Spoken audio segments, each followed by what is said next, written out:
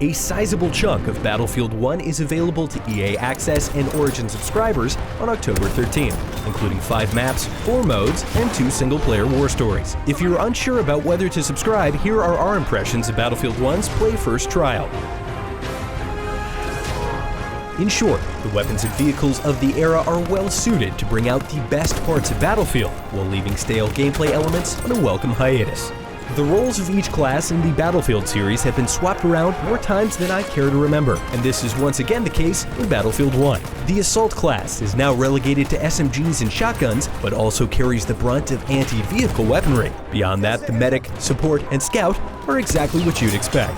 The ability to grab ammo or first aid from a friendly soldier has not carried over from Battlefield Hardline, which isn't necessarily a bad thing. Leaving the distribution duty to players encourages team play and strengthens class identity. That said, being ignored by a friendly medic is still frustrating. When available, you can discard your class's kit for the overpowered weaponry and impressive armor of an elite class. Both health and ammo can still be replenished, so the resulting mayhem feels more tactical and less fleeting than a simple power-up.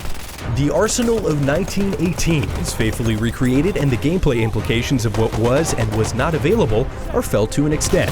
But it's still Battlefield. The flare gun replaces the motion sensor, the syringe replaces the defibrillator, and automatic gunfire is as prevalent as ever.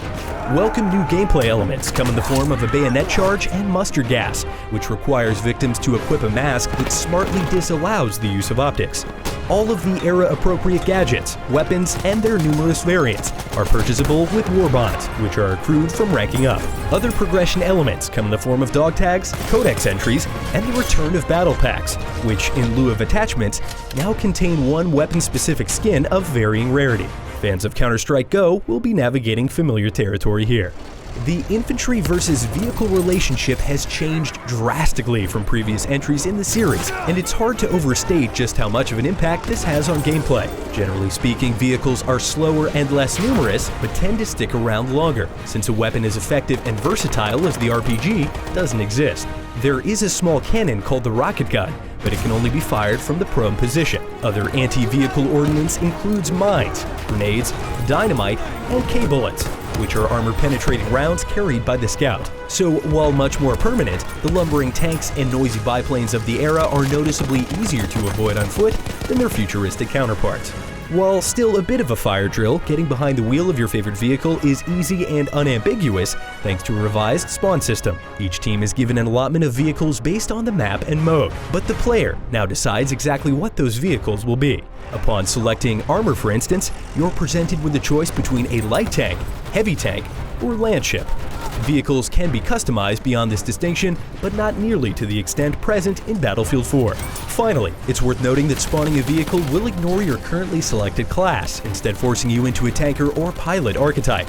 So gone are the days of ditching a helicopter to gain an advantageous sniping position atop a crane.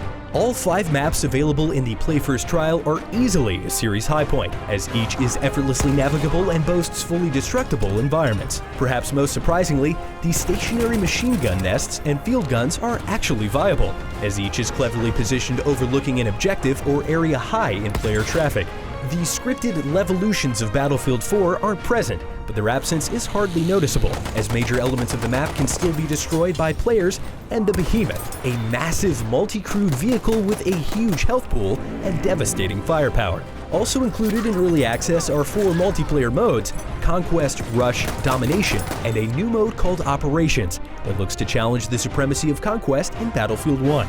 In Operations, attacking players must capture 2 points to push the defending team's territory back. If the attackers successfully assault every point, the map is taken and the game mode continues to the next stage of that particular operation. Operations mode is meant to give cinematic context to each victory and defeat, as well as broaden players' aspirations past immediate victory on a single map. Last and least is Battlefield 1's single-player campaign, which takes the form of a series of vignettes called War Stories. Each episode has you walking a mile in the shoes of a different soldier in the Great War. The Through Mud and Blood campaign is available in early access and tells the story of Daniel Edwards, a lowly chauffeur turned British tank driver whose first mission involves breaking a German front, liberating several towns, and single-handedly eliminating hundreds of German troops along the way. The gameplay is enjoyable for the most part, with the exception of the finale, which quickly devolves into a gauntlet of hold X to repair your tank. The narrative has its moments, but the action, drama, and tragedy is poured on at such a dizzying pace that it becomes difficult to quantify the experience as anything more than tank practice for multiplayer. For much more on Battlefield 1, including our full review, keep it locked to IGN.